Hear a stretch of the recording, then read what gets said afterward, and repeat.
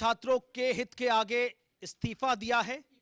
तमाम चीजों को ध्यान में रखते हुए सरकार की तरफ से यह स्पष्ट कर दिया गया है कि मौके वक्त पर शिक्षा मंत्री का यह इस्तीफा बहुत सारी चीजों पर स्थिति को स्पष्ट करता नजर आता है।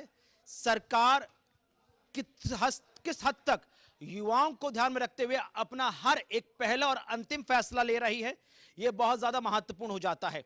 धर्मेंद्र प्रधान के ये शब्द अपने आप में बताने के लिए बहुत काफी हैं कि 10 दिन से मेरा मन बेहद दुखी था, जिम्मेदारी से मुंह नहीं मोड़ा, हर व्यवस्थाओं को ठीक करने का प्रयास किया।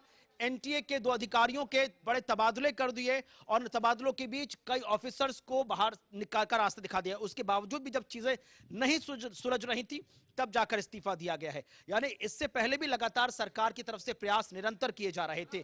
फास्ट ट्रैक, ठीक है, फास्ट ट्रैक कोर्ट का भी गठन किया गया। कैसे आप देखते हैं?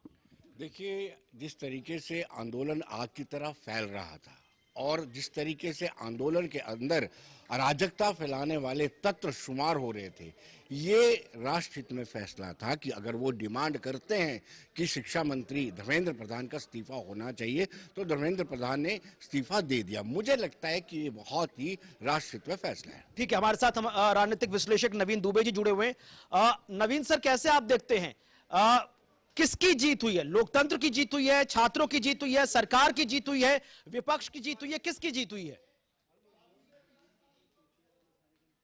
नहीं, निश्चित तौर पर ये लोकतांत्रिक व्यवस्था में जन आंदोलन जो कॉकरोच जनता पार्टी और अन्य तमाम युवाओं ने किया पूरे देश भर में, उसकी जीत हुई है। न्याय की बात है, लेकिन यही है कि बहुत देर की मेहरबान आते आते बहुत देर कर दी। तमाम नुकसान हुआ भारतीय जनता पार्टी का और मोदी सरकार का। इमेज को डेंट लगा है, ये स्वीकार करना पड़ेगा। यही कार्य अगर शुरू में हो जाता तो मैं समझता हूं कि पार्लियामेंट के जो 4 दिन खराब हुए वो खराब नहीं होते, पूरा हफ्ता ही खराब हो गया। अब शनिवार है, कल संडे है, परसों से पार्लियामेंट उम्मीद करते हैं कि सुचारू रूप से चलेगी। राहुल गांधी और तमाम विपक्ष भी यही मांग कर रहा था कि हर हालत में धर्मेंद्र प्रधान का इस्तीफा चाहिए। और हम लोगों ने कल आपकी डिबेट में, आपके साथ जब डिबेट हम लोग कल कर रहे थे शाम को 4 बजे, तो मैंने कहा भी था कि कोई बहुत बड़ा विषय नहीं है, आप रिसफल कर सकते हैं, धर्मेंद्र प्रधान को किसी और मंत्रालय में फिट कर दीजिए, उनकी जगह किसी और अच्छे मंत्री को ले आइए, कम से कम बच्चों की बात रह जाएगी, देश के अंदर कुछ नए सुधार हो जाएंगे। किसी व्यक्ति से कोई फर्क नहीं पड़ता, ये सत्य है, क्योंकि पूरी की पूरी सरकार की जिम्मेदारी होती है। लेकिन जो मांग की गई वो धर्मेंद्र प्रधान के इस्तीफे की गई थी। छात्रों को भी मुझे लगता है अपना आंदोलन खत्म कर देना चाहिए। लेकिन कुणाल जी, एक विषय और भी है।